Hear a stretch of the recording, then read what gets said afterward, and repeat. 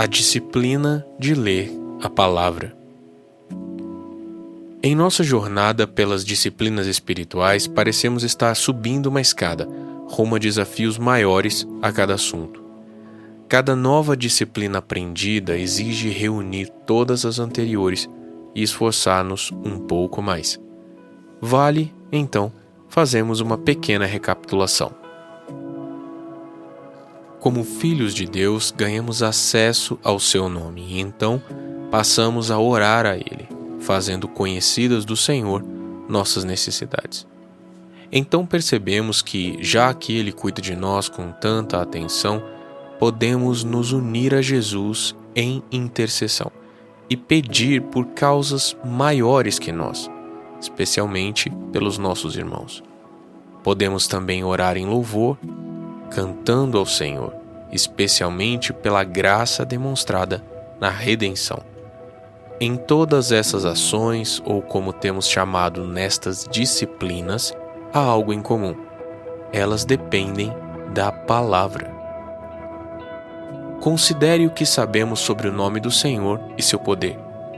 Onde isso nos é afirmado? Na Bíblia. É a leitura da Bíblia, comparando os textos e entendendo o que dizem, que gera em nós essa firme convicção. O nome do Senhor é poderoso para nos salvar e digno de ser totalmente honrado. Portanto, nós o chamamos. Considere agora o que afirmamos aqui sobre oração.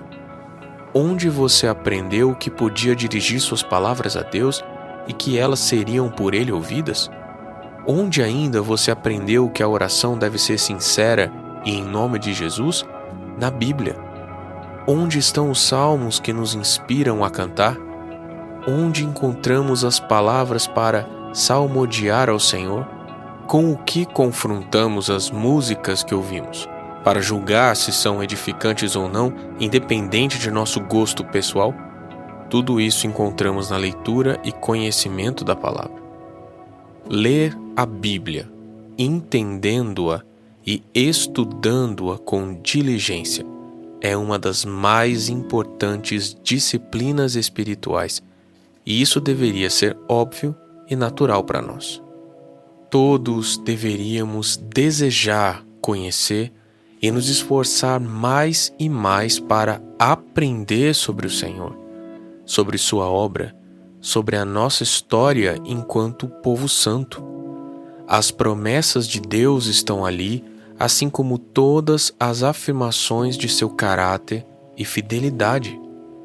Nosso legado e herança estão lá na palavra. Deus escolheu deixar guardado em texto, em livros, tudo o que se pode conhecer sobre Ele, e isso está registrado fielmente na Bíblia. Nós sabemos que toda a Escritura é inspirada por Deus, 2 Timóteo 3,16, e que nenhuma profecia da Escritura provém de interpretação pessoal, porque nunca jamais qualquer profecia foi dada por vontade humana. Entretanto, homens falaram da parte de Deus, movidos pelo Espírito Santo, 2 Pedro 1, 20 e 21. Portanto, se tudo isso é tão evidente, como tratamos a leitura e o estudo da Escritura como algo de menor importância? Só quem lucra com a ignorância dos cristãos é o diabo, porque ele sabe que a ardente expectativa da criação aguarda a revelação dos filhos de Deus, e que somente a fé inquebrantável na palavra nos permitirá identificar e fugir do iníquo, a quem o Senhor Jesus matará com o sopro de sua boca e destruirá pela manifestação de sua vinda. 2 Tessalonicenses 2:8. E de seus muitos falsos profetas, como afirma 2 Pedro 2:1-3. Movidos por avareza, eles explorarão vocês com palavras fictícias. Como saber em que crer? E como crer no que não conhecemos? Romanos 10:14. Precisa haver temor em nosso coração. Deus nos deu, por pura graça e misericórdia, a sua palavra registrada na Bíblia. Deixar de lê-la é escolher morrer espiritualmente. Deixar de estudá-la é decidir encolher-se e nunca amadurecer na fé. Nós seremos cobrados pelo Senhor como aqueles a quem muito foi dado. Lucas capítulo 12, versículo 48. Considere a situação dos séculos anteriores da Igreja do Senhor. Em qual tempo a Igreja teve acesso tão facilitado à Escritura? Quando tivemos tantas boas traduções confiáveis, tantos especialistas e homens dedicados ao ensino e ao desenvolvimento dos santos?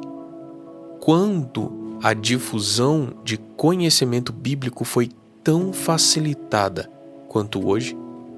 Nós somos privilegiados, como aqueles que receberam o cumprimento da profecia de Daniel 12:4. O saber se multiplicará.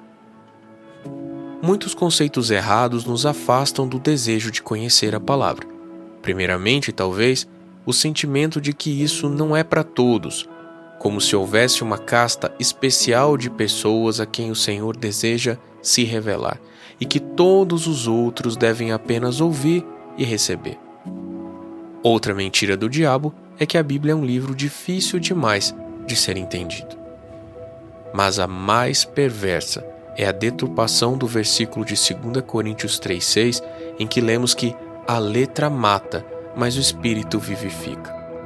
Tirado do contexto, muitos, usando esse verso, dizem que o estudo esfria o crente, porém ignoram, ou intencionalmente omitem, que o texto aqui está tratando de uma comparação entre uma nova aliança e a velha aliança, ou seja, a aliança da letra das tábuas de pedra mencionada nos versículos anteriores. Na verdade, 2 Coríntios 3,6 se refere à comparação entre a aliança da letra e a nova aliança, mas de forma alguma desencoraja o estudo da palavra, o qual nos capacitou para sermos ministros de uma nova aliança, não da letra, mas do Espírito, porque a letra mata, mas o Espírito vivifica. Ora, que ironia! Era na velha aliança que o acesso ao serviço do Senhor era limitado a uma família e uma tribo.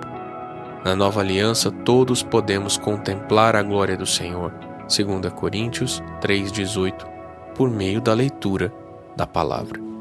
Sim, há pessoas mais doutas no estudo da Bíblia do que nós, e louvado seja a Deus por isso, porque podemos aprender com elas.